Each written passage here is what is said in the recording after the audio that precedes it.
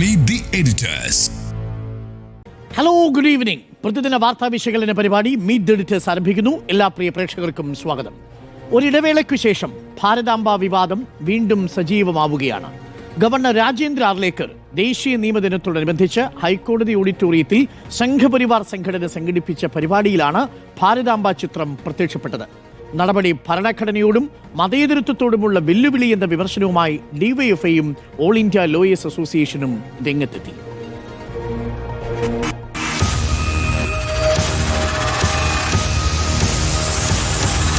കഴിഞ്ഞ ജൂൺ 5 രാജ്ഭവനിൽ നടന്ന പരിസ്ഥിതി ദിനാചരണ ചടങ്ങിലാണ് ഭാരതാംബ വിവാദത്തിന് കേരള ഗവർണർ രാജേന്ദ്ര അർലേക്കർ വിത്തിട്ടത്. പരിപാടിയിൽ കാവിക്കൊടിയേന്തിയ ഭാരതാംബയുടെ ചിത്രത്തിൽ പുഷ്പാർച്ചന നിർബന്ധമാക്കിയ ഗവർണറുടെ നടപടിയിൽ പ്രതിഷേധിച്ച കൃഷിമന്ത്രി പി പ്രസാദ് ഇറങ്ങിപ്പോയതോടെ വിവാദം കത്തിപ്പടർന്നു. തുടർ ദിവസങ്ങളിലും രാജ്ഭവനിലെ ചടങ്ങുകളിൽ ഭാരതാംബയുടെ ചിത്രം ഇടം പിടിച്ചതോടെ ചൂടേറിയ വാക്പോരിനും രാഷ്ട്രീയ കേരളം സാക്ഷിയായി. ദിവസങ്ങൾക്കകം വിവാദം രാജ്ഭവൻ കടന്ന കേരള സർവകലാശാലയിലുമെത്തി. സെനറ്റ് ഹാളിലെ പരിപാടിയിൽ ഭാരതാംബയുടെ ചിത്രം സ്ഥാപിച്ചത് ഇടത് വലത് വിദ്യാർത്ഥി സംഘടനകളുടെ പ്രതിഷേധത്തിനും കയ്യാങ്കളിക്കും നിയമയുദ്ധത്തിനും വഴിയൊരുക്കി. വിവാദങ്ങൾക്കൊടുവിൽ മുഖ്യമന്ത്രി പിണറായി വിജയൻ ഗവർണറുമായി നടത്തിയ 1 മണിക്കൂറോളം നീണ്ട കൂടിക്കാഴ്ചക്കൊടുവിൽ മഞ്ഞുരുകിയെന്ന റിപ്പോർട്ടുകൾ പുറത്തുവന്നു. തുടർന്ന് മുഖ്യമന്ത്രി പിണറായി പങ്കെടുത്ത രാജ്ഭവനിലെ മാഗസീൻ പ്രകാശന ചടങ്ങിൽ ചിത്രം ഒഴിവാക്കിയതോടെ വിവാദമടങ്ങിയെന്ന ധാരണ പടർത്തി. എന്നാൽ കേരള പിറവി ആഘോഷ ചടങ്ങിലൂടെ ഭാരതാംബ ചിത്രവും വിവാദങ്ങളും രാജ്ഭവനിലേക്ക് മടങ്ങിയെത്തി.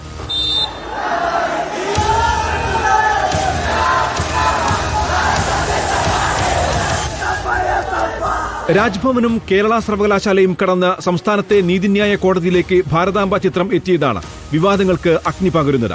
ദേശീയ നിയമദിനത്തോടനുബന്ധിച്ച് സംഘപരിവാർ സംഘടനയായ ഭാരതീയ അഭിഭാഷക പരിഷത്ത് ഹൈക്കോടതി ഓഡിറ്റോറിയത്തിൽ സംഘടിപ്പിച്ച പരിപാടിയിലാണ് ഭരണഘടനാ ശില്പി BR അംബേദ്കറുടെ ചിത്രത്തിനൊപ്പം ഭാരതാംബയുടെ ചിത്രവും ഇടം പിടിച്ചത്. പരിപാടിയിൽ പങ്കെടുത്ത ഗവർണർ വിട്ടുനിന്ന ജഡ്ജിമാർക്കെതിരെ നിശിത വിമർശനവും നടത്തി.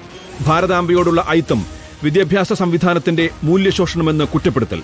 കേരളം തദ്ദേശ തെരഞ്ഞെടുപ്പിന്റെ പോരാട്ടച്ചൂടിൽ നിൽക്കെ ഗവർണറുടെ നടപടി രാഷ്ട്രീയ ലക്ഷ്യത്തോടെയാണെന്ന വിമർശനം ശക്തമാണ്. ഡിവൈഎഫ്ഐ അഭിഭാഷക യൂണിറ്റ് തെരഞ്ഞെടുപ്പ് കമ്മീഷനും ഓൾ ഇന്ത്യ ലോയേഴ്സ് അസോസിയേഷൻ ഹൈക്കോടതി ചീഫ് ജസ്റ്റിസിനും പരാതി നൽകി. Even Bharat Mata is called as considered as untouchable. Many of them they don't want to attend this program because of Bharat Mata. That is how we practice. I don't know from where we got these ideas. Bharat Mata can be aligned to us.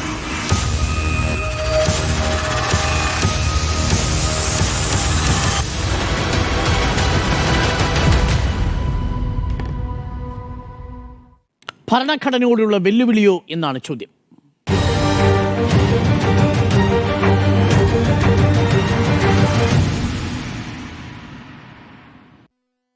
സ്മൃതി, ആദ്യം രാജ്ഭവൻ, പിന്നീട് കേരള സർവകലാശാലയിലെ senate, ഇപ്പോൾ ഇതാ ഹൈക്കോടതിയിലെ auditorium. ഭാരതാംബ ഇങ്ങനെ വ്യാപിക്കുകയാണ്, വിവാദങ്ങൾ ഉണ്ടാവുന്നു. അതിൽ ജഡ്ജിമാരെ വേദിയിലേക്ക് എത്താത്തതുകൊണ്ട് വലിയ വിമർശനമാണ് ഗവർണറുടെ ഭാഗത്തു നിന്ന് വരുന്നത്. വിദ്യാഭ്യാസത്തിൻ്റെ തകർച്ച കൊണ്ടാണ് ഭാരതാംബയെ മനസ്സിലാക്കാൻ കഴിയാതെ പോകുന്നത് എന്നതടക്കമുള്ള വലിയ കാര്യങ്ങൾ ഇന്ന് ഗവർണർ പറഞ്ഞിട്ടുണ്ട്.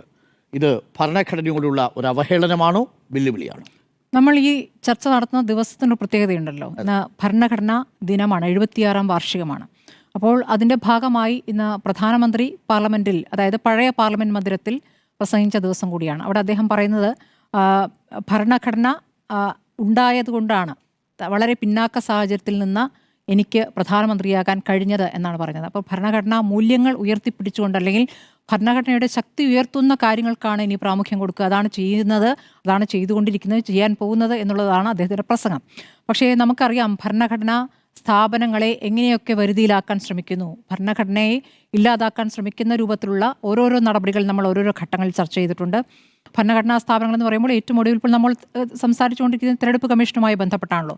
തെരഞ്ഞെടുപ്പ് കമ്മീഷനെ തിരഞ്ഞെടുക്കുന്ന സംവിധാനത്തിൽ തന്നെ സുപ്രീം കോടതി ചീഫ് ജസ്റ്റിസിനെ ഒഴിവാക്കിക്കൊണ്ട് ഞാനും ഞങ്ങളുടെ ആൾക്കാരും എന്ന രൂപത്തിലേക്ക് അത് വരികയും ആ രൂപത്തിൽ അത് തീരുമാനമെടുക്കുകയും ആ തീരുമാനമെടുക്കപ്പെടുമ്പോൾ ആ സ്ഥാനത്തേക്ക് വരുന്നയാൾക്ക് എത്രത്തോളം BJP സംവിധാനവുമായി ബന്ധമുണ്ടായിരുന്നു എന്നടക്കമുള്ള കാര്യങ്ങൾ നമ്മൾ ഒരുപാട് തവണ ചർച്ച ചെയ്താണ്. അതിൻ്റെ അടുത്ത ഘട്ടമായിട്ടാണല്ലോ തിരഞ്ഞെടുപ്പുകളിലെ ഒരേ രൂപത്തിലുള്ള വിധി വന്നുകൊണ്ടിരിക്കുന്നത്, തിരഞ്ഞെടുപ്പ് വിധികൾ. അപ്പോൾ അതും നമ്മൾ ചർച്ച ചെയ്തുകൊണ്ടിരിക്കുന്നു. അപ്പോൾ അങ്ങനെ ഒരു സാഹചര്യത്തിലാണ് ഈ കാര്യങ്ങൾ വരുന്നത്. ഈ ഭരണഘടനാ ദിനത്തിൽ പ്രധാനമന്ത്രി നടത്തിയ പ്രസംഗത്തിന് തൊട്ട് മുൻപത്തെ ദിവസം മറ്റൊരു കാര്യം കൂടി നടന്നിട്ടുണ്ടല്ലോ. അയോധ്യ ക്ഷേത്രത്തിൻ്റെ നിർമ്മാണം പൂർത്തീകരിച്ചുകൊണ്ട് അവിടെ ധ്വജം ഉയർത്തിക്കൊണ്ട് പ്രധാനമന്ത്രി, അതായത് ഒരു മതേതര രാജ്യത്തിൻ്റെ പ്രധാനമന്ത്രി ഒരു മതത്തിൻ്റെ പ്രതിനിധിയായി അവിടെ ആ ധ്വജം ഉയർത്തുന്നു. അതിൽ RSS മേധാവിയുമുണ്ട്, മോഹൻ ഭാഗവതിനൊപ്പമാണ് ധ്വജമുയർത്തുന്നത്. എന്നിട്ട് രാമഭരണത്തിലേക്ക് അല്ലെങ്കിൽ ആ രൂപത്തിലേക്ക് രാജ്യം പോവുകയാണെന്ന് പറയുന്നപ്പോൾ ഒരു മതേതര രാജ്യത്തിൽ, എല്ലാ മതങ്ങളുമുള്ള രാജ്യത്തിൽ ഒരു മതത്തിൻ്റെ പ്രതിനിധിയായി പ്രധാനമന്ത്രി സംസാരിക്കുമ്പോൾ മറ്റു മതത്തിലുള്ളവർ അതിനെ എങ്ങനെ കാണണമെന്നൊരു വിഷയം കൂടിയുണ്ട്. അങ്ങനെ സംഭവിച്ചു കൊണ്ടിരിക്കുന്ന ഒരു കാലഘട്ടത്തിലൂടെയാണ് നമ്മൾ പോകുന്നത്. അപ്പോൾ RSSൻ്റെ അജണ്ട എന്നുള്ള ഒരു ഹിന്ദു രാഷ്ട്രമാണ്. അപ്പോൾ ഹിന്ദു രാഷ്ട്രത്തിലേക്കുള്ള പടിപടിയായുള്ള നടപടികളിൽ ഒരു കാര്യം മാത്രമാണ് ഈ ഭാരതാംബ എന്നുള്ളത്. ഭാരതാംബ തന്നെ നമ്മൾ എത്ര ദിവസം ചർച്ച ചെയ്തതാണ്, കേരളത്തിൽ എത്രത്തോളം അതിൻ്റെ പ്രതിരോധങ്ങൾ ഉണ്ടായിട്ടുണ്ട് എന്നുള്ളത് നമ്മൾ കണ്ടതാണ്. നേരത്തെ അത് കഴിഞ്ഞ ജൂണിലായിരുന്നു അല്ലേ, കഴിഞ്ഞ ജൂൺ 5 കൃഷിമന്ത്രി P. പ്രസാദ് നടത്തിയ പ്രതികരണം. അന്ന് പരിസ്ഥിതി ദിനമായിരുന്നു. പരിസ്ഥിതി ദിനത്തിൽ ഈ ഭാരതാംബയുടെ ചിത്രം പുഷ്പാർച്ചന നടത്തണമെന്ന് നിർബന്ധമാക്കിക്കൊണ്ട് ഗവർണറുടെ ഓഫീസ് ഒരു തീരുമാനമെടുക്കുന്നു. അപ്പോൾ അന്ന് കൃഷിമന്ത്രി അവിടെ നിന്ന് ഇറങ്ങിപ്പോവുകയാണ് ചെയ്യുന്നത്. പിന്നീട് പ്രതീകാത്മകമായി പലയിടത്തും ഈ ചെടി നട്ടുകൊണ്ടൊക്കെ പ്രതികരിക്കുകയൊക്കെ ചെയ്തു. അതിനുശേഷം ജൂൺ 19 നമ്മൾ കണ്ടതാണ് രാജ്ഭവനിൽ വെച്ച ചടങ്ങിൽ അവിടെ നിന്നും വിദ്യാഭ്യാസ മന്ത്രി ആ ചടങ്ങിൽ നിന്ന് ഇറങ്ങിപ്പോരുന്നത്. അന്നും വലിയ ശക്തമായി പ്രതിഷേധിക്കേണ്ടത്. ഭാരതാംബയെ ആരാണ് ആ സ്ത്രീ എന്ന് ചോദിക്കുന്നു എന്നാണ് ഗവർണർ പറയുന്നത്. ആരാണ് ആ സ്ത്രീ എന്ന് ചോദിക്കുമ്പോൾ നമ്മൾ ഭാരതാംബയുമായി ബന്ധപ്പെട്ട് നമ്മുടെ സങ്കല്പത്തിലുള്ള അല്ലെങ്കിൽ നമ്മുടെ സ്വാതന്ത്ര്യ സമര കാലത്തിൽ ഈ ഭാരതാംബയുമായി ബന്ധപ്പെട്ട് നമ്മൾ മുമ്പും ഒരുപാട് തവണ ചർച്ച ചെയ്താണ്. ഒരുപാട് കവിതകൾ ഉണ്ടായിട്ടുണ്ട്, ലേഖനങ്ങൾ ഉണ്ടായിട്ടുണ്ട്. അതിലൊക്കെയുള്ളൊരു ഭാരതാംബ എന്താണെന്ന് വെച്ചാൽ ഇന്ത്യൻ പതാക എന്ന ഭാരതാംബയാണ്. ആ ഭാരതാംബയ്ക്ക് ഈ കാവി ധ്വജം ഉയർത്തിയ ഭാരതാംബയല്ല, അതിൽ ഇപ്പോൾ ഈ RSSൻ്റെ ഭാരതാംബയാണ് ഇവർ കൊണ്ടുവന്നുകൊണ്ടിരിക്കുന്നത്. RSSൻ്റെ ഭാരതാംബയ്ക്ക് അതിലെ മാപ്പിൽ ഇന്ത്യ എന്ന് പറയുമ്പോൾ പാകിസ്ഥാനും അഫ്ഗാനിസ്ഥാനൊക്കെ വരുന്ന മാപ്പ് വെച്ചിട്ടാണ് ഈ പറയുന്ന എവിടെയാണ് അത് കൊണ്ടുവച്ചിരിക്കുന്നത്. ഇപ്പോൾ ഏറ്റവും ഒടുവിൽ ഭരണഘടനാ സ്ഥാപനമായ കോടതി വളപ്പിലാണ്. അപ്പോൾ ആ കോടതി വളപ്പിലേക്ക് ഈ ഭാരതാംബയെ കൊണ്ടുവരികയും ഈ ഭാരതാംബയെ നിങ്ങൾ വണങ്ങണമെന്ന് പറയും. അത് വണങ്ങിയില്ല എങ്കിൽ നിങ്ങൾ രാജ്യത്തെ അവഹേളിക്കുകയാണെന്ന രൂപത്തിലേക്ക് അത് വ്യാഖ്യാനം കൊണ്ടുവരാൻ എളുപ്പമാണ്. നമ്മൾ ഇത് പടിപടിയായി വന്നുകൊണ്ടിരിക്കുകയാണ്. നമ്മൾ കണ്ടതാണ് കഴിഞ്ഞ ഒരു ഘട്ടത്തിൽ RSSൻ്റെ ഗാനം ആലപിക്കുന്ന ഒരു സ്കൂളിലെ വിദ്യാർത്ഥികൾ നമ്മൾ കണ്ടല്ലോ. അപ്പോൾ അതൊരു സ്വാഭാവികതയിലേക്ക് വരുന്നു. അതിൻ്റെ സ്വാഭാവികതയിൽ വരുന്ന ഓരോരോ ഘട്ടങ്ങളായിട്ട് നമ്മൾ കണ്ടുവരുന്നത് കേരളത്തിൽ ഉണ്ടാകുന്നുണ്ട് പ്രതിരോധങ്ങൾ. ഇപ്പോൾ ലോയേഴ്സ് യൂണിയൻ പ്രതിഷേധിച്ചു. ജഡ്ജിമാരും പങ്കെടുത്തില്ല എന്ന് പറയുന്നതും ശരിയല്ല കേട്ടോ. വേദിയിൽ ഉണ്ടായിരുന്നില്ല, സദസ്സിലുണ്ടായിരുന്നു. 4-5 ജഡ്ജിമാർ വന്നിട്ടുണ്ടായിരുന്നു. അതായത് അതിനോട് യോജിക്കുന്നവർ തന്നെയാണ് വന്നിട്ടുള്ളതെന്ന് നമുക്ക് വ്യക്തമായി മനസ്സിലാവുന്ന ചില പേരുകളും അതിലുണ്ട്. അല്ലാതെയുള്ളവർ വിയോജിപ്പ് കാണിക്കുന്നു. അപ്പോൾ ആ വിയോജിപ്പിന് ഇപ്പോൾ ഈ വിയോജിപ്പ് എവിടെ വരെ പോകും? ചീഫ് ജസ്റ്റിസിന് അയക്കുമെന്ന് പറയുന്ന പരാതി. അപ്പോൾ ആ പരാതിയിൽ തെരഞ്ഞെടുപ്പ് കമ്മീഷൻ അയക്കുമെന്ന് പറയുന്നു. ആ പരാതിയിൽ തെരഞ്ഞെടുപ്പ് കമ്മീഷൻ എന്ത് നിലപാടെടുക്കും? തെരഞ്ഞെടുപ്പ് കമ്മീഷനുമായി ബന്ധപ്പെട്ടുള്ള പരാതികളല്ലേ നമ്മൾ ചർച്ച ചെയ്തത്. അപ്പോൾ ഇത് എവിടെ പറഞ്ഞാൽ നടപടി ഉണ്ടാകും എന്നുള്ളത് ഒരു ആശങ്ക അവിടെ നിൽക്കുകയാണ്. ഞാൻ അങ്ങേയറ്റം നിരാശയിൽ നിന്നാണ് ഈ ചർച്ചയിൽ പങ്കെടുക്കുന്നത്. കാരണം ഇനി ഇതിൻ്റെ അടുത്തടുത്ത ഘട്ടങ്ങൾ നമ്മൾ ഇനി കാണാനിരിക്കുന്നേ ഉള്ളൂ. അപ്പോൾ ഇതൊരു മതേതര രാജ്യത്തിൽ നിന്നും മറ്റൊരു രൂപത്തിലേക്ക് മാറുന്നൊരു സാഹചര്യമുണ്ട്. പ്രതിരോധങ്ങളുണ്ട്. ആ പ്രതിരോധം എത്രത്തോളം ശക്തമാകുന്നുണ്ട്, എത്രത്തോളം ഐക്യമുണ്ട് ആ പ്രതിരോധത്തിന് എന്നൊക്കെ ഒരു സംശയമുണ്ട്. ആ പ്രതിരോധത്തെ തന്നെ തടയുന്ന രീതിയിൽ തന്നെ അത്രത്തോളം ശക്തമാണ് ആ സംവിധാനം എന്നുള്ളതാണ്. ജിമ്മി, ഈ പരിപാടി സംഘടിപ്പിച്ചിരിക്കുന്നത് അഭിഭാഷക പരിഷത്താണ്. നോക്കൂ, ആദ്യം രാജ്ഭവനെ തിരഞ്ഞെടുക്കുന്നു ഭാരതാംബ ചിത്രം വയ്ക്കാൻ. പിന്നീട് കേരളത്തിലെ തന്നെ ഏറ്റവും ഉയർന്ന വിദ്യാഭ്യാസ സ്ഥാപനമായ സർവകലാശാലയിലെ സെനറ്റ് തിരഞ്ഞെടുക്കുന്നു. ഇപ്പോൾ ഇന്ത്യയിലെ തന്നെ കേരളത്തിലെ തന്നെ ഏറ്റവും പ്രധാനപ്പെട്ട നീതിന്യായ സ്ഥാപനത്തിൻ്റെ ഓഡിറ്റോറിയം തിരഞ്ഞെടുക്കുന്നു. ഇതൊന്നും ഔദ്യോഗികമായ ഇടങ്ങളിൽ, രാജ്ഭവൻ ഒഴിച്ച് ഔദ്യോഗികമായ ഇടങ്ങളിൽ ഔദ്യോഗികമായ ചടങ്ങിന് ഉപയോഗിച്ചിട്ടില്ല. രണ്ടും സ്വകാര്യ പരിപാടിയാണ്. ദേശീയ പരിഷത്തിൻ്റെ സ്വകാര്യ പരിപാടിയാണ്, സെനറ്റ് ഹാളിൽ സംഘടിപ്പിച്ചതും സ്വകാര്യ പരിപാടിയാണ്. പക്ഷേ അവിടെ ഭാരതാംബയെ കൊണ്ടുവന്നൊരു വിവാദമുണ്ടാക്കി അതിനൊരു വാർത്താ തലക്കെട്ട് കൊടുക്കണമെന്നൊരു താല്പര്യമുള്ളതുപോലെയാണ്. എന്തായാലും അത് ഭരണഘടനയോടുള്ള വെല്ലുവിളിയാണോ തുടർച്ചയായി നടത്തുന്നത് ഗവർണർ? കേരളത്തിൻ്റെ ഗവർണർ ഇപ്പോൾ ചെയ്തുകൊണ്ടിരിക്കുന്നതിന് ഒരു പാറ്റേൺ ഉണ്ടെന്നുള്ളതാണ് എൻ്റെ തോന്നൽ. ഈ വിവാദം തുടങ്ങുമ്പോൾ ഇതൊരു ഔദ്യോഗിക പരിപാടിയിലാണ് മന്ത്രി പ്രസാദ് ഇതിനെക്കുറിച്ച് എനിക്ക് ഭാരതാംബയുടെ ചിത്രത്തിൻ്റെ മുന്നിൽ ഒരു പരിപാടിയിൽ പങ്കെടുക്കാനുള്ളത് ഔദ്യോഗിക പരിപാടിയാണ്, ഔദ്യോഗികമായി അങ്ങനെ ചെയ്യാൻ പറ്റില്ല എന്ന് പറയുന്നു. ഗവർണർ അതിൽ വലിയ വിവാദം ഉണ്ടാക്കുന്നില്ല. അതിനുശേഷം പിന്നീടുണ്ടായ സെനറ്റ് ഹാളിലെ വിവാദത്തിൽ പറഞ്ഞ വാദം അതൊരു സ്വകാര്യ ചടങ്ങാണ്. അതിനോട് ഞാനും യോജിച്ചാലാണ്. സ്വകാര്യ ചടങ്ങാണ്, നിങ്ങൾക്ക് എന്ത് വേണമെങ്കിലും ചെയ്തു. സെനറ്റ് ഹാളിൻ്റെ നിയമത്തിന് അനുകൂലമാണെങ്കിൽ നിങ്ങൾ ആ പരിപാടി നടത്തുകയും ചെയ്തോളൂ. ഇപ്പോൾ ഹൈക്കോടതിയിലേക്ക് എത്തിയിരിക്കുകയാണ് ഭാരതാംബയുടെ ചിത്രവുമായി ഒരു പരിപാടി. അത് ഒരു സ്വകാര്യ സംഘടനയുടെ വക്കീലന്മാരുടെ സംഘടനയുടെ ഒരു പരിപാടിയാണ്. വക്കീലന്മാരുടെ സംഘടന എന്ന് പറഞ്ഞാൽ അത് BJPയുമായിട്ടുള്ള ആഭിമുഖ്യമുള്ള അഭിഭാഷക പരിഷത്തിൻ്റെ ഭാരത് അഭിഭാഷക പരിഷത്തിൻ്റെ പരിപാടിയാണ്. ആ പരിപാടിയിൽ അതൊരു സ്വകാര്യ ചടങ്ങാണെന്ന് ഞങ്ങൾ ഭരണഘടനയുടെ വാർഷികം ആഘോഷിക്കുകയാണ്, അപ്പോൾ ഞങ്ങൾക്ക് ഇഷ്ടമുള്ളവരെ വിളിക്കും, ഞങ്ങൾക്ക് ഇഷ്ടമുള്ള കാര്യങ്ങളവിടെ പറയും എന്ന വാദവും വേണമെങ്കിൽ നമുക്ക് ഒരു തൽക്കാലം ശരി നിങ്ങളുടെ പരിപാടിയില്ല നടത്തിക്കോളൂ. പക്ഷേ ഈ ഹാള് ഹൈക്കോടതി പ്രമൈസസിനകത്താണ്.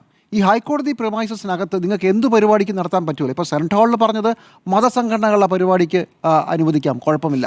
പക്ഷേ രാഷ്ട്രീയ സംഘടന പരിപാടി അനുവദിക്കാം. പക്ഷേ മറ്റു ചില റെസ്ട്രിക്ഷൻസ് ആണ്. ഇവിടെ അങ്ങനെ പ്രത്യേകിച്ച് റെസ്ട്രിക്ഷൻസ് ഒന്നുമില്ല.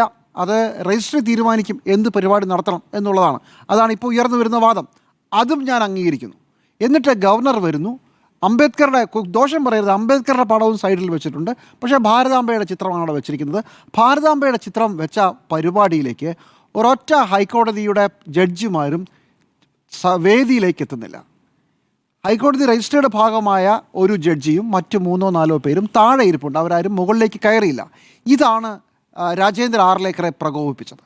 അദ്ദേഹം പറയുന്നത് ഭാരതാംബയുടെ പേരിൽ എന്തൊരു തോന്നിയവാസമാണ്, ഇവരാരും ഇങ്ങോട്ട് കയറുന്നില്ല, നിങ്ങളൊക്കെ താഴെ ഇരിക്കുകയാണെന്നോ മറ്റോ അദ്ദേഹം പറഞ്ഞു. എന്നിട്ട് പറഞ്ഞു ഇതെല്ലാം നമ്മുടെ വിദ്യാഭ്യാസത്തിൽ നിന്ന് ഭാരതാംബയുടെ ഒരു സങ്കല്പം പോയത് കൊണ്ടാണ്. അദ്ദേഹത്തിൻ്റെ പ്രസംഗം മുഴുവൻ എടുത്തു നോക്കിയാൽ നിങ്ങൾക്ക് മനസ്സിലാകും. അദ്ദേഹം പറഞ്ഞു വരുന്നത് ഇന്ത്യയുടെ 1000-10,000 വർഷത്തെ ചരിത്രത്തെക്കുറിച്ചും എങ്ങനെയാണ് നമ്മൾ അതിൽ നിന്ന് ഏലിയൻറ്റഡ് ആയി പോയതെന്നും അച്ഛ അമ്മ എന്ന് വിളിക്കുന്നതിന് പകരം അങ്കിൾ ആൻറ്റി എന്ന് വിളിക്കുന്നത് വലിയ കുറ്റമാണെന്നും അങ്ങനെ അദ്ദേഹം ഭാരതീയ പാരമ്പര്യത്തെക്കുറിച്ച് ഒരുപാട് കാര്യം പറയുന്നു. പകരം അങ്കിൾ ആന്റി ഡാഡി മമ്മി എന്താ വിളിക്കുക കുഴപ്പമുണ്ടോ? അച്ഛ അമ്മ അതുപോലെ തന്നെ മറ്റു ചില പ്രയോഗങ്ങൾക്കും ഡാഡി മമ്മി എന്ന് വിളിക്കുന്നു, അത് വലിയ കുറ്റമാണെന്നാണ് പറയുന്നത്. അങ്ങനെയാണെങ്കിൽ നോർത്ത് ഇന്ത്യയിൽ ആരും വിളിക്കില്ല. നോർത്ത് ഇന്ത്യയിൽ പോയിട്ടുണ്ടെങ്കിൽ അറിയാം, മമ്മി എന്നാണ് നോർത്ത് ഇന്ത്യയിലെ ഹിന്ദി സംസാരിക്കുന്ന വീടുകളിലൊക്കെ പ്രയോഗം. മമ്മിയും തന്നെയാണ്. ഞാനവിടെ പോയിട്ടുള്ള ആളാണ്, താമസിച്ചിട്ടുള്ള ആളാണ്. ഇതൊക്കെ വലിയ കുറ്റമായി പറഞ്ഞു വന്നിട്ട് ഇന്ത്യയിൽ ഒരൊറ്റ കൾച്ചറാണ്, മൾട്ടി കൾച്ചറൽസ് എന്ന് പറയുന്നത് വിദേശത്ത് നിന്ന് വന്ന സാധനമാണ്, അത് ശരിയല്ല എന്ന് പറഞ്ഞുകൊണ്ടാണ് ഞാൻ എൻ്റെ അമ്മയെ മമ്മി എന്നാണ് വിളിക്കുന്നത്. അതൊരു കുറ്റം ഉണ്ടെന്ന് എനിക്ക് തോന്നുന്നില്ല, അതുകൊണ്ടുകൂടിയാണത് പറഞ്ഞത്. അതിനൊരു കുറ്റമാണെന്ന് ആരെങ്കിലും പറഞ്ഞു? അല്ല, അതൊരു പ്രശ്നമില്ലെന്നേ. അപ്പോൾ ഇത്തരം കാര്യങ്ങൾ എന്തൊക്കെയോ കഥകൾ പറഞ്ഞിട്ട് ഇതെല്ലാം പറഞ്ഞു വെച്ചിട്ട് ഭാരതാംബയെ നിങ്ങൾ മറന്നുപോയപ്പോൾ സംഭവിച്ചതാണ് ഇതെല്ലാം എന്ന് പറയുകയാണ്. നോക്കൂ, ഇത് തുടങ്ങുന്നത് ഔദ്യോഗികമായൊരു ചടങ്ങിൽ ഭാരതാംബയുടെ ചിത്രം വയ്ക്കുന്നു. അതിനുശേഷം പറയുന്നു സ്വകാര്യ ചടങ്ങിലേക്ക് അത് മാറുന്നു. സർക്കാരിൻ്റെ ഔദ്യോഗിക പരിപാടിയിൽ മുഖ്യമന്ത്രി പങ്കെടുക്കുന്ന പരിപാടിയിൽ അത് വെച്ചിട്ടില്ല. ഇതും ഒരു സ്വകാര്യ ചടങ്ങാണ്. പക്ഷേ സ്വകാര്യ ചടങ്ങിൽ പങ്കെടുത്ത ശേഷം ഭരണഘടനയുടെ തത്വങ്ങൾ അനുശാസിക്കുന്ന ഹൈക്കോടതിയുടെ ചീഫ് ജസ്റ്റിസും ഹൈക്കോടതിയിലെ ജഡ്ജിമാരും വരാത്തത് ഒരു കുറ്റമായി അദ്ദേഹം പറയുകയാണ്. എവിടുന്ന് എങ്ങോട്ടേക്കാണ് കളി മാറിയോ നോക്കിക്കേ. സ്വകാര്യ ചടങ്ങുകൾ നിങ്ങൾക്ക് എന്ത് വേണമെങ്കിലും ചെയ്യാം, അത് ഞങ്ങളുടെ അവകാശമാണെന്ന് പറഞ്ഞ ആളുകൾ ഞങ്ങൾ സ്വകാര്യ ചടങ്ങ് നടത്തുമ്പോൾ അതിലേക്ക് ജഡ്ജിമാരെ ക്ഷണിച്ചാൽ ഇതിൻ്റെ പേരിൽ അവർ വരാതിരിക്കാൻ പാടില്ല എന്ന് പറയുകയാണ്. ആരാണ്? ഗവർണറാണ്, ഭരണഘടനാ പദവി വഹിക്കുന്ന ഒരാളാണ്. ഇവിടെയാണ് അപകടം. ഒരു നുണ പല പ്രാവശ്യം പറഞ്ഞാലേ സത്യമാകുമെന്ന് ഇന്ത്യയിലെ ഏറ്റവും നന്നായി അറിയാവുന്ന ആളുകൾ സംഘപരിവാരമാണ്. ഇന്ത്യക്ക് പുറത്ത് വേറെ ചില ആളുകളാണ്. അതിങ്ങനെ പറഞ്ഞുകൊണ്ടിരിക്കുക, ഇടയ്ക്കിടയ്ക്ക് ഇങ്ങനെ പുട്ടിന് പീര പോലെ ഇത് കയറ്റിക്കൊണ്ടിരിക്കുക. അവസാനം ഒരു ദിവസം ഇത് നിയമമാക്കി മാറ്റുക, നമ്മുടെ നാട്ടിലെ വഴക്കമാക്കി മാറ്റുക. അതാണ് തന്ത്രം. അതുകൊണ്ടാണ് അഭിഭാഷകരുടെ ഒരു പരിപാടി സ്വകാര്യ ചടങ്ങാണ്, അതൊക്കെ വെച്ചോട്ടെ, പടവട വെച്ചോട്ടെ, നിങ്ങളുടെ ഹൈക്കോടതിയിൽ അത് തടയാൻ നിങ്ങൾക്ക് നിയമമൊന്നുമില്ല, ആ ചടങ്ങിൽ തടയാൻ നിയമമൊന്നുമില്ല. പക്ഷേ ഹൈക്കോടതിയിലെ ജഡ്ജിമാർ പങ്കെടുക്കാതിരുന്നത് കുഴപ്പമാണെന്ന് പറയുക, അവിടെയാണ് പ്രശ്നം. ഇത് ഏതാണ് ഈ ചിത്രം എന്നുള്ളത് നമ്മൾ ഒരുപാട് തവണ പറഞ്ഞാണ്. എന്നാൽ ഒന്നുകൂടെ പറയാം, കാവിക്കൊടിയാണ്. ഭാരതാംബയാണെങ്കിൽ ഭാരതത്തിനൊരു കൊടിയുണ്ട്, അതല്ല, അതൊരു കാവിക്കൊടിയാണ്. ഭാരതത്തിൻ്റെ കൊടിയുടെ രൂപമോ നിറമോ ഒന്നുമല്ല അതിനുള്ളത്. അതിനുശേഷമോ ചില ചിത്രങ്ങൾ സിംഹമുണ്ട്, ചില ചിത്രത്തിൽ കാവിക്കൊടിയേന്തിയ സ്ത്രീ മാത്രമാണ്. അതിനുശേഷം അതിൻ്റെ പിന്നിൽ ഇന്ത്യയുടെ എന്ന് പറയുന്ന ഇന്ത്യയുടെ രാഷ്ട്രീയ ഭൂപടവുമായി ഒരു ബന്ധവുമില്ലാത്ത ഒരു മാപ്പുണ്ട്. ആ മാപ്പിൽ ഇന്ത്യ കൂടാതെ 11 രാജ്യങ്ങൾ കൂടിയുണ്ട് കേട്ടോ. ചില മാപ്പിനകത്ത് ഫിലിപ്പൈൻസും തായ്ലൻഡും വരെയുണ്ട്. അങ്ങ് ദൂരെ അഫ്ഗാനിസ്ഥാൻ വരെയുണ്ട്. ഇതിനിടയ്ക്ക് കൂട്ടാവുന്നതെല്ലാം കൂട്ടിയിട്ടുണ്ട്. അതും കൂട്ടിക്കോളൂ, RSSൻ്റെ സ്വപ്ന ഭൂപടമാണ്. പക്ഷേ അത് ഇന്ത്യയുടെ ചിഹ്നമാണെന്ന് പറയുന്നിടത്താണ് നമുക്ക് പ്രശ്നം. അത് ഭരണഘടനാ വിരുദ്ധമാണ്, നിയമവിരുദ്ധമാണ്. ഇന്ത്യയുടെ ചിഹ്നമാകുന്നത് എങ്ങനെയാണ്? അത് നിങ്ങളുടെ ചിഹ്നമാണെങ്കിൽ നിങ്ങളുടെ കൈ വെക്കണം. ഇത് ഞങ്ങളുടെ ചിഹ്നമാണെന്ന് ആദ്യം പറയും, അതിനുശേഷം ഓരോരോ പരിപാടികളിലേക്ക് കയറ്റും. ഒരു ബാക്ക്ലാഷ് ഉണ്ടാകുമ്പോൾ അത് സ്വകാര്യ ചടങ്ങാണെന്ന് പറയും. അതിനുശേഷം ഒന്നടങ്ങി കഴിയുമ്പോൾ വീണ്ടും ഇത് ഔദ്യോഗിക സ്ഥാനത്തേക്ക് തിരികെ കയറ്റാൻ ശ്രമം നടത്തും. അതിൻ്റെ ഭാഗം അതിനകത്തൊരു പ്രശ്നം വരുമ്പോൾ ഹൈക്കോടതിയുടെ ജഡ്ജിമാരെ വരെ വിമർശിക്കും, നിങ്ങൾ ചെയ്ത് ശരിയായില്ല എന്ന് പറയും. ഇതാണ് തന്ത്രം. ഈ പ്ലാൻ മനസ്സിലായാൽ എങ്ങനെയാണ് ഓരോരോ കാലത്ത് ഓരോരോ പുതിയ ചിഹ്നങ്ങളും ഓരോരോ പുതിയ ആശയങ്ങളും സംഘപരിവാരം ഇന്ത്യയിൽ തിരികെ കയറ്റുന്നതെന്ന് മനസ്സിലാവും. നമ്മൾ മുമ്പൊരു ഡിബേറ്റിൽ പറഞ്ഞതാണല്ലോ, പുതിയ പാർലമെൻറ്റ് ഉദ്ഘാടനം ചെയ്യുമ്പോൾ പുതിയൊരു അധികാരത്തിൻ്റെ ചിഹ്നം അവിടെ സ്ഥാപിച്ചിട്ട് ഇതൊരു പുതിയ സ്ഥാനമാണെന്ന് പറഞ്ഞു. അതും അംഗീകരിക്കണം. ഓരോരോ ഘട്ടമുണ്ട് ഇതിന്. ഇന്നലെ ഒരു പ്രധാനപ്പെട്ട സുപ്രീം കോടതി വിധി വന്നു. അതുകൂടെ പ്രേക്ഷകരുടെ ശ്രദ്ധയിലേക്ക് കൊണ്ടുവരികയാണ്. ഒരു മിലിറ്ററിയിലെ ഒരു ഹിന്ദു അല്ലാത്ത ഒരു പട്ടാളക്കാരനെ പിരിച്ചുവിട്ടു. അതെന്താണെന്നറിയാമോ? അത് ആ റെജിമെൻറ്റിൻ്റെ കീഴിലെ അമ്പലത്തിൽ പൂജയ്ക്ക് പോയില്ല എന്നുള്ളതാണ് അദ്ദേഹത്തിൻ്റെ കുറ്റം. പൂജയിൽ പോയില്ല എന്നല്ല, പൂജയിൽ പങ്കെടുത്തില്ല. അപ്പോൾ അദ്ദേഹത്തിൻ്റെ മറുപടി, ഞാൻ ഭാരതത്തിൻ്റെ കൊടിയെ അംഗീകരിക്കും, അതുപോലെ തന്നെ ഭാരതത്തിൻ്റെ അഖണ്ഡതയെ അംഗീകരിക്കും, ഇതെല്ലാം അംഗീകരിക്കാം. ഞാൻ പൂജ നടക്കുമ്പോൾ വെളിയിൽ സാങ്ക്ടം സാങ്ക്ടോറത്തിന് പുറത്ത്, പൂജ നടത്തുന്നതിന് പുറത്ത് ഞാൻ നിൽക്കും, ബഹുമാനിക്കും, ഇതെല്ലാം പറഞ്ഞു. പക്ഷേ കോടതി പറഞ്ഞത്, ചീഫ് ജസ്റ്റിസ് സൂര്യകാന്തിൻ്റെ ബെഞ്ചാണ്, അദ്ദേഹം പറഞ്ഞത് നിയമപ്രകാരമാണെങ്കിൽ നിങ്ങൾക്ക് അച്ചടക്കമാണ് പ്രധാനം. ഈ റെജിമെൻറ്റിൻ്റെ നിയമമാണ് എല്ലാവരും പൂജയിൽ പങ്കെടുക്കണം. താങ്കൾ അതിൻ്റെ ആ റെജിമെൻ്റ് എന്തോ ഒരു തലവൻ കൂടിയാണ്. നിങ്ങൾ ആ പൂജ നടത്തണം, അതാണ് നിയമം. അപ്പോൾ നിയമം നിങ്ങൾ അനുസരിച്ചേ പറ്റൂ. അത്രയ്ക്ക് കല്ലേൽ പിളർക്കുന്ന, അപ്പോൾ ഈ നിരീശ്വരവാദികൾ എന്ത് ചെയ്യും, ഈ വിശ്വാസമില്ലാത്തവർ എന്ത് ചെയ്യും എന്നുള്ളതൊക്കെ രണ്ടാമത്തെ പ്രശ്നം. സൈന്യമാണോ, സൈന്യത്തിന് അച്ചടക്കമാണോ പ്രധാനം? അപ്പോൾ ഇത് അനുസരിച്ചേ പറ്റൂ. അങ്ങനെയാണെങ്കിൽ എങ്ങനെയാണ് ഭരണഘടനയെ തൊട്ട് സത്യം ചെയ്ത് ഭരണഘടന നടപ്പിലാക്കുന്ന ഒരു ഗവർണർ ഇന്ത്യയുടെ പൊളിറ്റിക്കൽ മാപ്പുമായി ഒരു ബന്ധവുമില്ലാത്ത, ഇന്ത്യയുടെ ദേശീയ പതാകയുമായി പുലബന്ധമില്ലാത്ത ഒരു സംവിധാനവും കൊണ്ടുവന്നിട്ട് ഇതാണ് ഭാരതത്തിൻ്റെ അമ്മ എന്ന് പറയുന്നത് എങ്ങനെയാണ്? നിയമം എല്ലാവർക്കും ബാധകമല്ലേ?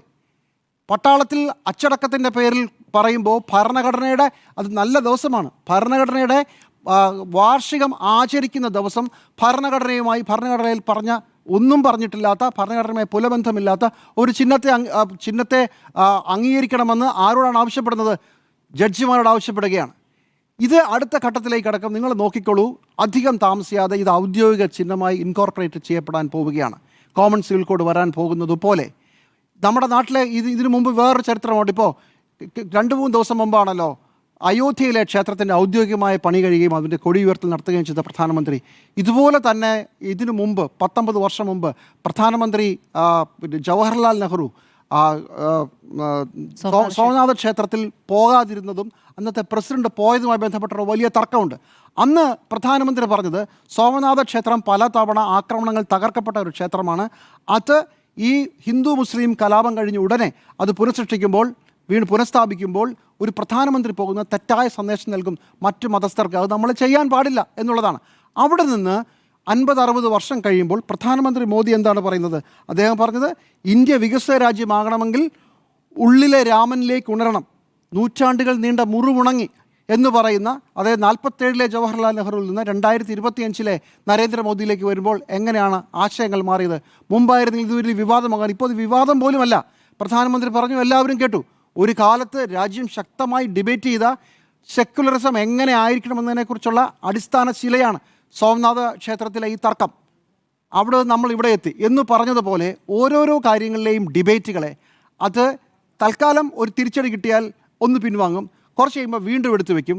ഒരു പെട്ടെന്ന് പ്രേക്ഷകരുടെ അറിവിലേക്ക് ഒരു കഥ കൂടെ പെട്ടെന്ന് ഓർമ്മിപ്പിക്കാം.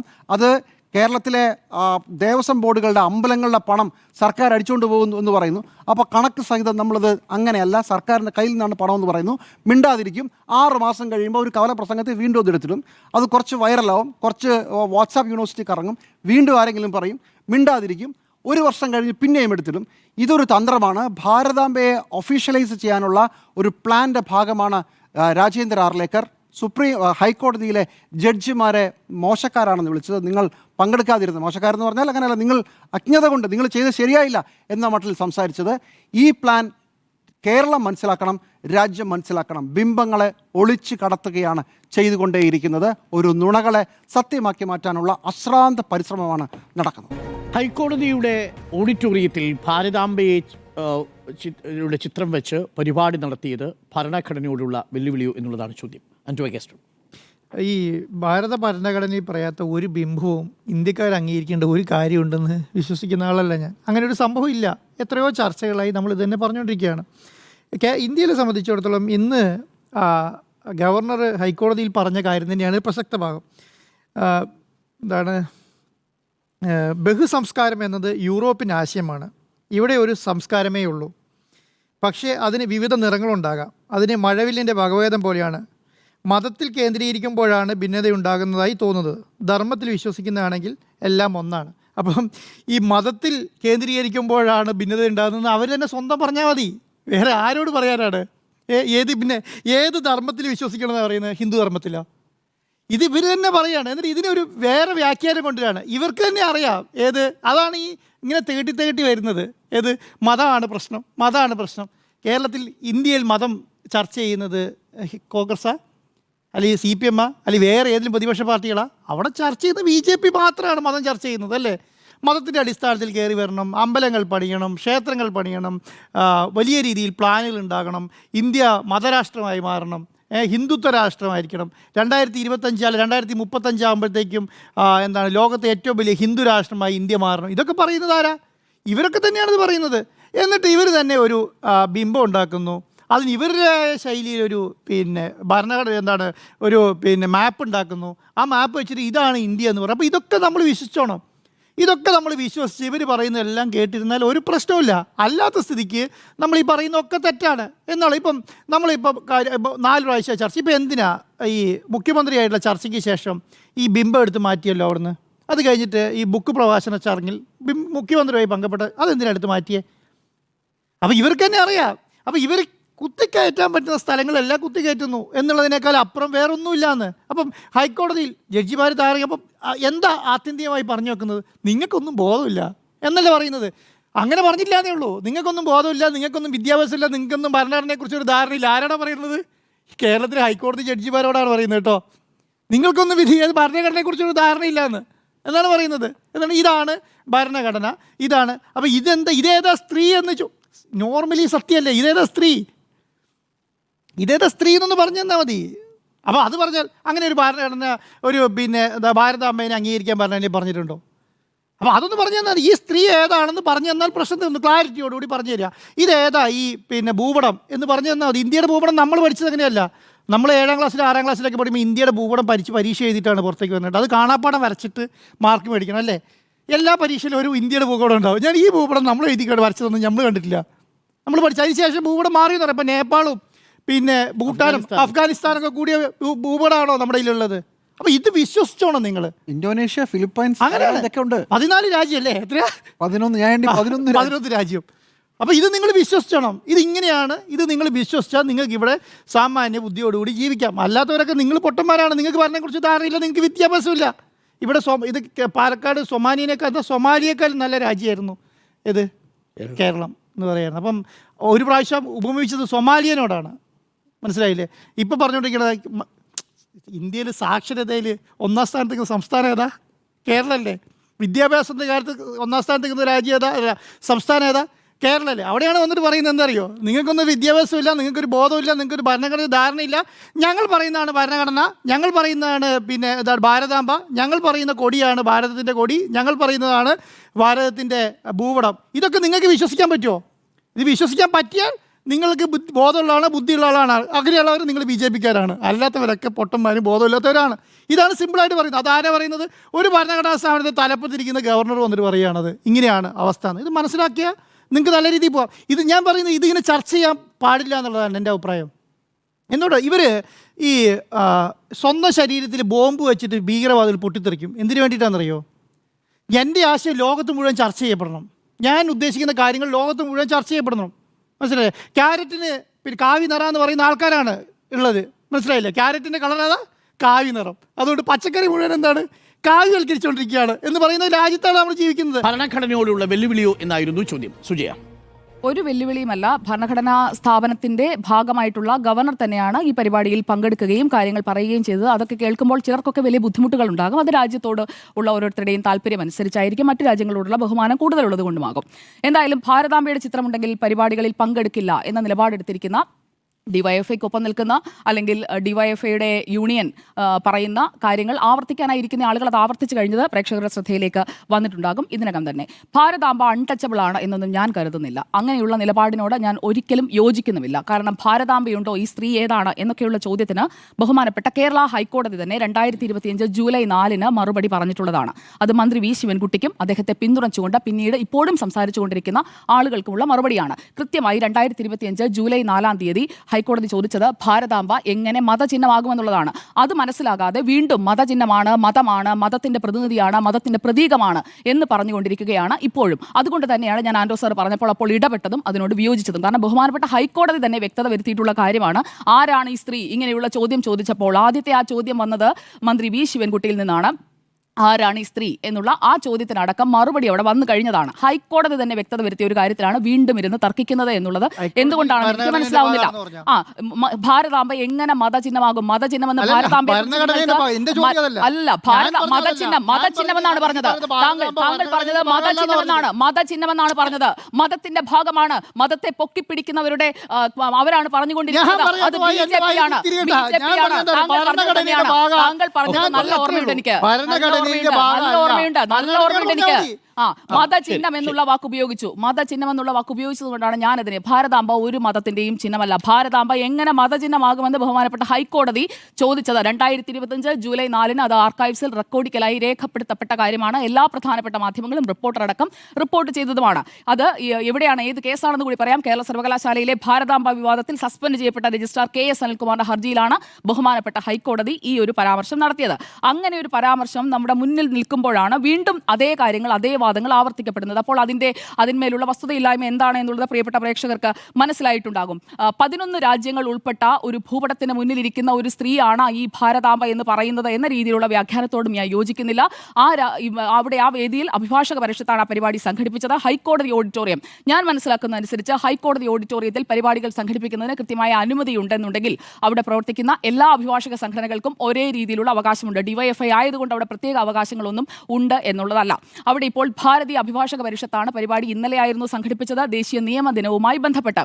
അവിടെ ഈ പരിപാടിയിൽ ഗവർണർ സംസാരിച്ച വിഷയം എന്താണെന്ന് കൂടി പറയാം. ഭരണഘടനയിലെ സാംസ്കാരിക ദേശീയത, അതുമായി ബന്ധപ്പെട്ടാണ് ഭാരതാംബയെക്കുറിച്ചുമൊക്കെ അദ്ദേഹം പരാമർശിച്ചു പോയത്. പിന്നെ ജഡ്ജസ് ആ പരിപാടിയിൽ വേദിയിലിരിക്കാതെ ബോധമുള്ളവരൊക്കെ താഴെ ഇരുന്നു, അല്ലെങ്കിൽ ബോധമുള്ളവരൊന്നും അവിടെ ഇരുന്നില്ല എന്നൊക്കെയുള്ള ആ പരാമർശത്തോടും ഞാൻ യോജിക്കുന്നില്ല. ക്ഷണിക്കപ്പെട്ട അതിഥികളെല്ലാം അവിടെ എത്തുകയും പ്രസംഗിക്കാൻ നിശ്ചയിക്കപ്പെട്ടിരുന്ന ആളുകൾ ഭാരതീയ അഭിഭാഷക പരിഷത്തിന്റെ പരിപാടികളാണ്, അല്ലാതെ ജഡ്ജിമാർ അംഗമായ ഒരു സംഘടനയുടെ പരിപാടിയല്ല അവിടെ നടന്നത്. അപ്പോൾ അഭിഭാഷക പരിഷത്തിന്റെ ഭാഗമായി അവിടെ ഡിസിഗ്നേറ്റ് ചെയ്തിരുന്ന ആളുകൾ എല്ലാവരും അതിൽ പ്രസംഗിച്ചിട്ടുമുണ്ട്. അവിടെ സംസാരിച്ച ആൾ എന്ന് പറയുന്നത് ഹൈക്കോടതി അഭിഭാഷക അസോസിയേഷന്റെ പ്രസിഡന്റ് അഡ്വക്കേറ്റ് യശ്വന്ത് ഷേണായിയാണ്. അത് അഭിഭാഷക അസോസിയേഷന്റെയാണ്, അഭിഭാഷക പരിഷത്തിന്റെ അല്ല. ഹൈക്കോടതി അഭിഭാഷക അസോസിയേഷന്റെ പ്രസിഡന്റ് അഡ്വക്കേറ്റ് യശ്വന്ത് ഷേണായി ആണ് അവിടെ പ്രധാനമായും സംസാരിച്ചത്. സീനിയർ അഡ്വക്കേറ്റ് ആയിട്ടുള്ള BG ഹരീന്ദ്രനാഥ്, ഹൈക്കോടതിയുടെ deputy solicitor general advocate OM ഷാരീന.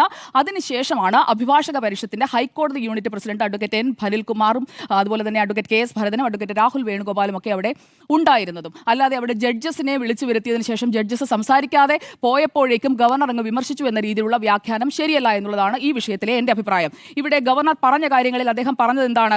രാജ്ഭവനിൽ വരെ വന്ന് ഇതാരാണ് ഈ സ്ത്രീ എന്ന് ചിലർ ചോദിച്ചു. ഒരു മന്ത്രി തന്നെ വന്ന് ചോദിച്ചു. അത് നമ്മൾ കണ്ടതാണ്. ആ ചോദിച്ചതിനെ കുറിച്ചാണ്, അത് കോട്ട് ചെയ്യാനായിട്ട് ഗവർണർക്ക് അവകാശമൊക്കെ ഉണ്ട്. ഭരണഘടനയോടുള്ള വെല്ലുവിളിയായിരുന്നു എന്നുള്ളതാണ് ചോദ്യം. ഇന്ത്യൻ ഭരണഘടനയോ ഇന്ത്യൻ ഭരണഘടന അനുശാസിക്കുന്ന ഏതെങ്കിലും നിയമനിർമ്മാണ സഭയോ, അത് സംസ്ഥാനത്തെ നിയമനിർമ്മാണ സഭയോ പാർലമെൻറ്റോ അംഗീകരിച്ചൊരു നിയമത്തിൻ്റെ അടിസ്ഥാനത്തിലല്ല നമ്മൾ ഭാരതാംബയെക്കുറിച്ച് സംസാരിക്കുന്നത്. ഭാരതാംബയ്ക്ക് ഒരു നിയമസാധുതയുമില്ല, ഒരു ഭരണഘടനാ സാധുതയുമില്ല എന്നതാണ് എൻ്റെ ആദ്യത്തെ പോയിന്റ്. പലതവണ ഞാൻ ഈ ചർച്ചയിൽ പറഞ്ഞിട്ടുണ്ട്. ഭരണഘടനയിൽ ഒരിടത്തും ഭാരതാംബ എന്നൊരു പ്രയോഗമേ ഇല്ല. ഇന്ത്യ ദാറ്റ് ഈസ് ഭാരത്, അതാണ് ഭാരത ഭരണഘടന, ഇന്ത്യൻ ഭരണഘടന ഇന്ത്യയെ വിശേഷിപ്പിക്കാൻ ഉപയോഗിക്കുന്നത്. ഭാരതാംബയെന്നോ ഏതെങ്കിലും തരത്തിലുള്ള അങ്ങനെ വൈകാരികമായ പ്രയോഗങ്ങളൊന്നും അതിൻ്റെ ഭാഗമല്ല. രണ്ടാമത്തെ ഒരു പ്രധാനപ്പെട്ട കാര്യം, ഇത് ഏതെങ്കിലും നിയമ സംവിധാനത്തിൻ്റെ ഭാഗമാണോ എന്നുള്ളതാണ്. നമുക്ക് ഇന്ത്യയിലെ നാഷണൽ സിംബൽസുമായി ബന്ധപ്പെട്ട, ദേശീയ അടയാളങ്ങളുമായി ബന്ധപ്പെട്ട നിലവിലിരിക്കുന്ന 2 പ്രധാനപ്പെട്ട നിയമങ്ങളുണ്ട്. അതിലൊന്ന് the emblems and names prevention of improper use act 1950. ഇതുപ്രകാരം ഏകദേശം 28ഓളം നാഷണൽ എംബ്ലത്തിനെയും സിംബൽസിനെയും കുറിച്ചും പറയുന്നുണ്ട്. ഇതിൽ ഒരിടത്തും ഭാരതാംബ എന്നൊരു പ്രയോഗം കാണാൻ കഴിയില്ല. രണ്ടാമത്തത് prevention of insult to national honour act 1971. അതിൽ നാഷണൽ ഫ്ലാഗിനെക്കുറിച്ചും കോൺസ്റ്റിറ്റ്യൂഷനെക്കുറിച്ചും നാഷണൽ ആന്തത്തെക്കുറിച്ചും ഒക്കെ പറയുന്നു. അവിടെയും ഭാരതാംബ എന്നൊരു പ്രയോഗം നമുക്ക് കാണാൻ കഴിയില്ല. അപ്പോൾ ഭാരതാംബ എന്ന പ്രയോഗത്തിന് രാഷ്ട്രീയമായി അഥവാ ഭരണഘടനാപരമായി നിയമപരമായി ഒരു സാധുതയുമില്ല. ഇതാണ് എൻ്റെ ആദ്യത്തെ ടേക്ക്. നമ്മുടെ ഹൈക്കോടതി പോലും ഭാരതാംബയെ ആ അർത്ഥത്തിൽ അംഗീകരിച്ചുകൊണ്ടല്ല അങ്ങനൊരു സ്റ്റേറ്റ്മെൻറ്റ് നടത്തിയത്. അത് വിധി പ്രസ്താവത്തിലല്ല, അതൊരു ചോദ്യം മാത്രമായിരുന്നു രജിസ്ട്രാറുടെ അഭിഭാഷകനോട്. അപ്പോൾ ആ ഭാഗം ക്ലിയറാണ്. രണ്ടാമത്തത്, ഇന്നത്തെ പ്രഭാഷണത്തിൻ്റെ വിഷയമാണ് എന്നെ യഥാർത്ഥത്തിൽ ഭാരതാംബയെ കൊണ്ട് പൂജിപ്പിക്കാൻ നടത്തിയ ശ്രമത്തേക്കാൾ ആശങ്കപ്പെടുത്തുന്നത്. ചർച്ച ചെയ്യപ്പെടണം എന്ന് ഞാൻ ആഗ്രഹിച്ചതും അതാണ്.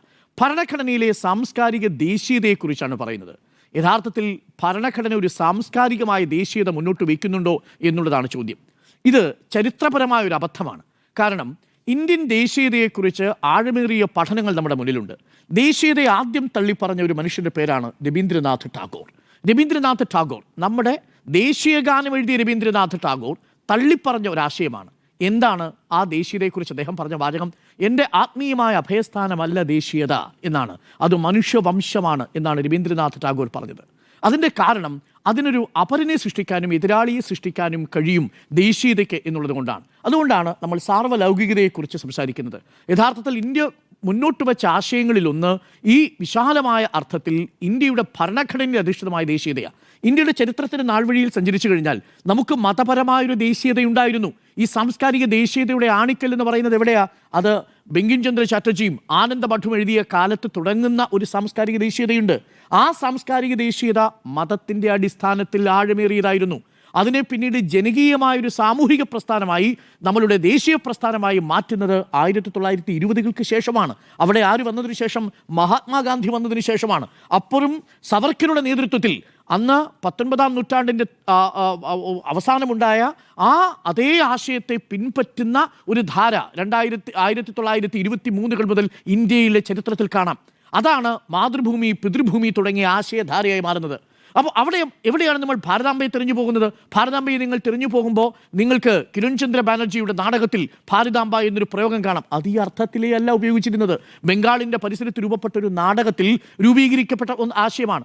ആനന്ദമഠിലേക്ക് വരുമ്പോൾ അവിടെ ബങ്കിം ചന്ദ്ര ചാറ്റർജിയുടെ ആനന്ദമഠിൽ കാണുന്ന ആശയവും ഇതേ ആശയത്തെ പിൻപറ്റുന്ന ഒന്നാണ്. അവിടെ അതിനെ തുടർന്നാണ് പിന്നീട് അവനീന്ദ്രനാഥ ടാഗോറിൻ്റെ ഒരു ചിത്രം വരുന്നത്. അത് നിലവിൽ RSSൻ്റെ ഭാരതാംബയുമായി ഒരു തരത്തിലുള്ള ബന്ധവും അതിനില്ല എന്നുള്ളതാണ്. രണ്ടും രണ്ടാണ്. ഇപ്പോൾ കാണുന്ന സിംഹാരൂഢയായ ഒരു വനിതയുടെ ഭാരതാംബയുടെ ചിത്രവും അവനീന്ദ്രനാഥ ടാഗോർ വരച്ച കറ്റയേന്തിയ, രുദ്രാക്ഷമാല ഏന്തിയ, തുണിയും പുസ്തകവും ഏന്തിയ ഒരു ഭാരതാംബയുണ്ട്. ആ ചിത്രവുമായി ഒരു ബന്ധവുമില്ല. അപ്പോൾ വെച്ചിരിക്കുന്ന ചിത്രം തന്നെ തെറ്റിദ്ധരിപ്പിക്കുന്നതാണ്. ഒന്നുകിൽ അത് അവനീന്ദ്രനാഥ ടാഗോറിൻ്റെ ആണെന്ന് പറഞ്ഞാൽ നമുക്കിത് മനസ്സിലാക്കാം. അതിലൊരു സാംസ്കാരികമായ എലമെൻ്റ് ഉണ്ട്. അത് ബംഗാളിൻ്റെ അന്നത്തെ സാംസ്കാരിക പരിസരത്ത് രൂപപ്പെട്ട ഒന്നാണ്. പക്ഷെ അതുപോലും ഇന്ത്യൻ ഭരണഘടന ഒരു സിമ്പിളായിട്ട് എടുത്തിട്ടില്ല. ഇന്ത്യൻ ഭരണഘടന സിമ്പിളായിട്ട് എടുത്തത് സാരനാഥിലെ അശോകസ്തംഭവും ഈ പറയുന്ന മറ്റ് നമ്മളുടെ പതാകയും ഒക്കെയാണ് നമ്മുടെ സിമ്പലുകളായിട്ടും പതാകയുമായിട്ടും മുദ്രയായിട്ടും എടുത്തിരിക്കുന്നത്. അപ്പോൾ അത്തരത്തിലുള്ള ചർച്ച തന്നെ എന്തിനാണ് ഈ ഘട്ടത്തിൽ കൊണ്ടുവരുന്നത്? ഇന്നത്തെ ദിവസത്തിൻ്റെ പ്രാധാന്യം എന്താ? ഇന്ന് ഇന്ത്യൻ ഭരണഘടന ഔദ്യോഗികമായി അംഗീകരിക്കപ്പെട്ട ദിവസമാണ്. 1949 നവംബർ മാസം 26-ാം തീയതി ഭരണഘടനയെ ഔദ്യോഗികമായി അംഗീകരിച്ച ദിവസത്തിൻ്റെ 76-ാം വാർഷിക ദിനത്തിലാണ് നമ്മളിത് സംസാരിക്കുന്നത്. അന്ന് അംബേദ്കർ പറഞ്ഞൊരു വാചകമുണ്ട്. അംബേദ്കർ പറഞ്ഞത് ഈ ഇൻഡിപെൻഡൻസ്, ഈ സ്വാതന്ത്ര്യം എത്ര കാലം നിലനിൽക്കും എന്ന് ഭയക്കുന്നു എന്ന് പറഞ്ഞതാണ് അംബേദ്കർ. അതെന്നാ പറയുന്നതെന്ന് ഓർമ്മിച്ചു. ഇന്ത്യൻ ഭരണഘടനയെ ഔദ്യോഗികമായി അംഗീകരിക്കുന്നതിൻ്റെ തലേ ദിവസം നവംബർ 25-ാം തീയതി ഭരണഘടനയെ സ്വീകരിക്കുന്നതിൻ്റെ തലേ ദിവസം പാർലമെൻറ്റിൻ്റെ സെൻട്രൽ ഹാളിൽ നടത്തിയ പ്രസംഗത്തിലായി പറയുന്നത്. എന്നിട്ട് അദ്ദേഹം പറയുന്നൊരു വാചകമുണ്ട്. നമ്മുടെ ഭരണഘടന ഏറ്റവും മികച്ച ഭരണഘടനയാണെങ്കിൽ പോലും അത് മോശമായ ഭരണഘടനയായി മാറാം. അത് കൈകാര്യം ചെയ്യുന്ന ആളുകളുടെ സ്വഭാവം അനുസരിച്ചിരിക്കും. മോശം ആളുകൾ കൈകാര്യം ചെയ്താൽ ആ ഭരണഘടന മോശമായിട്ട് മാറാം. നിങ്ങൾക്ക് ഈ ഘടനയെ മാറ്റാതെ തന്നെ ആന്തരികമായി ഇന്ത്യയിലുള്ള ഈ ഭരണഘടന വിഭാവനം നൽകുന്ന ജനാധിപത്യത്തെ അട്ടിമറിക്കാൻ സാധിക്കും. അതിനുള്ള ശ്രമങ്ങളാണ് ഇപ്പോൾ നടക്കുന്നത്. അദ്ദേഹം ഒരു കാര്യം കൂടി പറയുന്നുണ്ട്. രാഷ്ട്രീയമായ മെജോറിറ്റി, പൊളിറ്റിക്കലായിട്ടുള്ള മെജോറിറ്റി, ഭൂരിപക്ഷം എന്നുള്ളത് ജനാധിപത്യത്തിന് ഗുണകരമാണ്. എന്നാൽ അതൊരു കമ്മ്യൂണൽ മെജോറിറ്റി ആയിട്ട് രാഷ്ട്രീയ അധികാരമായി മാറിയാൽ ഇന്ത്യ എന്ന ആശയം തന്നെ നിലനിൽക്കില്ല എന്നാണ് അംബേദ്കർ പറഞ്ഞിരിക്കുന്നത്. ഞാനിവിടെ അവസാനിപ്പിക്കുന്നു. അപ്പോൾ ഈ ചർച്ചയിൽ ഭാരതാംബ എന്നുള്ളതിന് ഭരണഘടനയുടെ പിൻബലമോ ഭരണഘടനയെ അടിസ്ഥാനമാക്കി ഏതെങ്കിലും നിയമനിർമ്മാണത്തിൻ്റെ സാധുതയുമില്ല. സാംസ്കാരികമായി പോലും ഈ ആശയത്തിന് വലിയ പിൻബലമില്ല. ചരിത്രപരമായി നോക്കിക്കഴിഞ്ഞാൽ നമ്മളുടെ രാജ്യവും ഭരണഘടനയും നമ്മളും പിൻപറ്റുന്നത് ഒരു സാംസ്കാരിക ദേശീയതയല്ല, പകരം അത് ഭരണഘടനാധിഷ്ഠിതമായ ഒരു ദേശീയതയാണ്, ഒരു കോൺസ്റ്റിറ്റ്യൂഷണലായ നാഷണലിസമാണ്. ആ കോൺസ്റ്റിറ്റ്യൂഷണലായ നാഷണലിസത്തിൽ പറയുന്നത് കോമ്പോസിറ്റ് കൾച്ചറിനെ കുറിച്ചാണ്. ഞാൻ ഒരു കാര്യം മാത്രം ഓർമ്മിപ്പിച്ച് നിർത്താം. ഇന്ത്യൻ ഭരണഘടനയുടെ പൗരധർമ്മത്തിൽ ഫണ്ടമെന്റൽ ഡ്യൂട്ടീസിൽ 51A(F)-ൽ പറയുന്നൊരു ഭാഗമുണ്ട്. To value and preserve the rich heritage of our composite culture.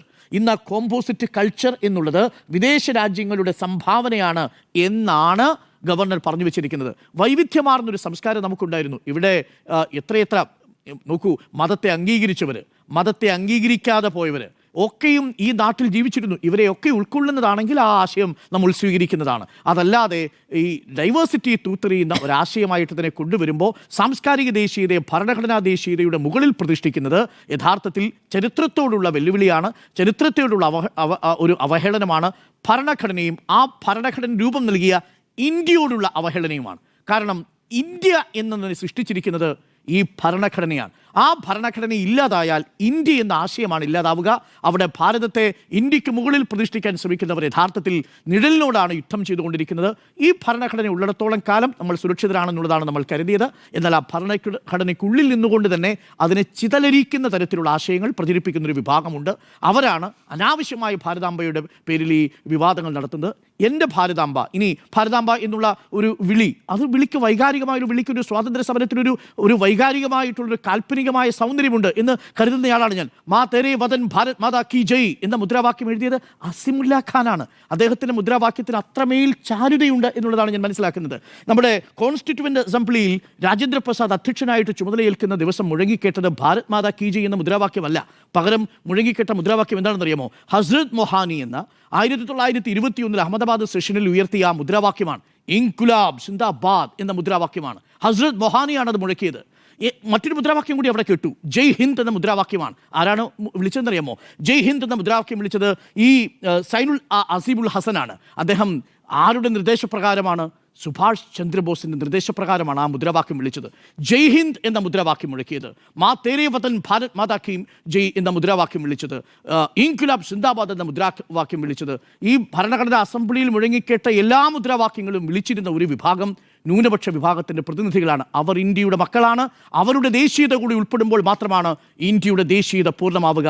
അതുകൊണ്ട് ഭരണഘടനാ ദേശീയതയ്ക്ക് മുകളിൽ പ്രതിഷ്ഠിക്കുന്ന ഏതൊരു സാംസ്കാരിക ദേശീയതയും ജനാധിപത്യത്തിനും ഇന്ത്യ എന്ന രാജ്യത്തിനും അപകടകരമാണ് എന്നാണ് എൻ്റെ വാദം. അപ്പോൾ ഭരണഘടനയോടുള്ള വെല്ലുവിളിയോ എന്നുള്ളതായിരുന്നു ചോദ്യം. 4 പേരും യെസ്, ഒരാൾ നോ.